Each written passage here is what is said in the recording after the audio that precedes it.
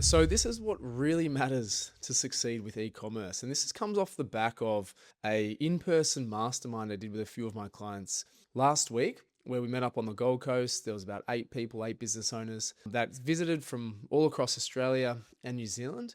And I started to explain what really matters to succeed in e-commerce. Now, it was a little bit counterintuitive because they thought that I was going to talk about tactics, strategies, execution, etc. And that is absolutely true. That is absolutely vital. But what I've found in my 13 years experience with e-commerce, co-founded e-commerce business in 2013 with my brother, that business has since gone on to multiple 7 figures per year. And I've helped over 300 brands with their growth over the last few years as well. What I've noticed is that the tactics and strategies are just one part. The second really crucial part, and this really is the horse before the cart, so to speak, the tactics and strategies can be the cart. The horse is this one thing. If you don't have this thing, you're not going to go anywhere.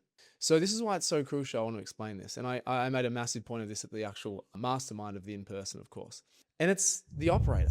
It's you as the owner, operator that drives everything. If you don't have yourself sorted, if you don't have the right mindset, if you don't have the right attitude, all the strategies and tactics in the world will not work. And I often say this to my clients in my community, in my programs. I say, look, I can give you, the exact same template, strategy, structure, business plan, absolutely everything I've got at my disposal. And I give people everything, like absolutely, literally everything. There's no hidden secrets that I haven't given my clients, but I give 4 individuals the exact same thing.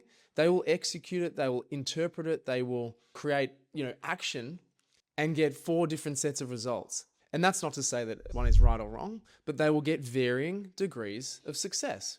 And so what does that basically mean? As I say, the cart, meaning the actual strategies and tactics, the fixed object, the variable then becomes the horse that is actually pulling it. And so I think this is really empowering for us as individuals, as own operators, is to be like, cool, well, I'm actually a lot more in charge or in control of my success, of my destiny than what I might think. Because a fallacy that I believe that I see people make all the time is like, oh, it's this tactic, or it is this strategy, or it is this platform, or it is this or this, but it's not. It's the individual and how you respond to challenges, how you respond to creating momentum, how you respond to anything, how you act, how your attitude actually is, how your mindset actually is. And so one thing I really like to talk to people about is creating what I call positive pressure. Now, what this means is, I'm not, as a human being, I don't love pressure. Even in the sporting business, etc., in personal life, I don't like pressure. And the word pressure is honestly, it's been given a bit of a negative connotation. So I like is positive pressure. And what I relayed to some of my clients, I was talking about this at the mastermind, was doing this to force us to take an action, to force us to actually make progress. And I'll use one example. One might come up as I'm talking, but I'll use one specific example. And it's basically around ordering stock. Okay, so, and I've used this in my own experience, but I've since gone on to advise like dozens of people the same thing. And so the question often comes up, should I go for this amount of stock or this amount of stock, meaning like a small amount or a large amount? Now, there's a couple little variables in there that I'll just chat through really quickly. But say all things being equal, I'll go into that advice in a second. But the variables that might be is obviously the amount of stock that you get. Okay, and then the amount of cash flow that you might get. So 2 factors there. One is obviously the amount of cash that you actually have to outlay. Okay, if you've got a choice, if you don't have a choice to outlay a lot of cash, then obviously a decision's made for you. The benefit of going for bigger volumes is going to be what we call economies of scale. So if you get 100 units, you might get them for $1 each. If you get 1,000 units, you might get them for 50 cents each, right? The gross amount of cash you need is more, but the dollar per unit is less. So there's pros and cons. But often when people ask me this question, should I go for the small amount or the large amount? They're thinking about risk aversion. They're thinking about, I don't want to be left with all this stock. It's going to take me so long to sell and all. And the conversation that I begin to have is, well, let's create some positive pressure for you. All right. What that basically means is if you order 10 times the amount of stock, it's not going to take you 10 times the time to actually sell it. In fact, by creating that, what I call void, okay, we actually have to force ourselves to fill it. My experience and what I've seen now over the years of advising people to do exactly this, go for the higher volumes, create the positive pressure, is that they will sell it 2 to 3 to 4 times faster than they thought they would. So suddenly they're not selling it, it's not taking them 10 times longer to sell it.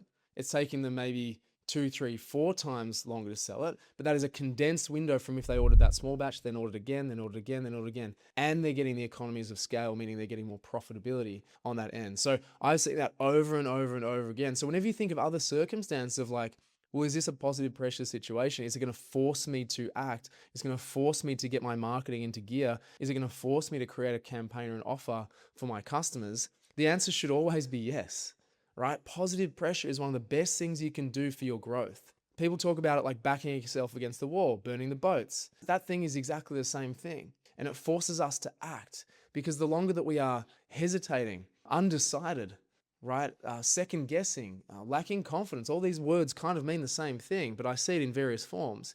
The longer we're going to stay stuck, right? And so one of the best things that you can do for yourself right now, in watching this or post this video, is ask yourself, what can I create positive pressure for myself? How can I create positive pressure for myself? It's one thing to have a goal of what you want to achieve, but understanding what you need to do to get there is obviously the other thing. Strategies, tactics, yes, but mind frame of urgency around it. That's what's absolutely crucial.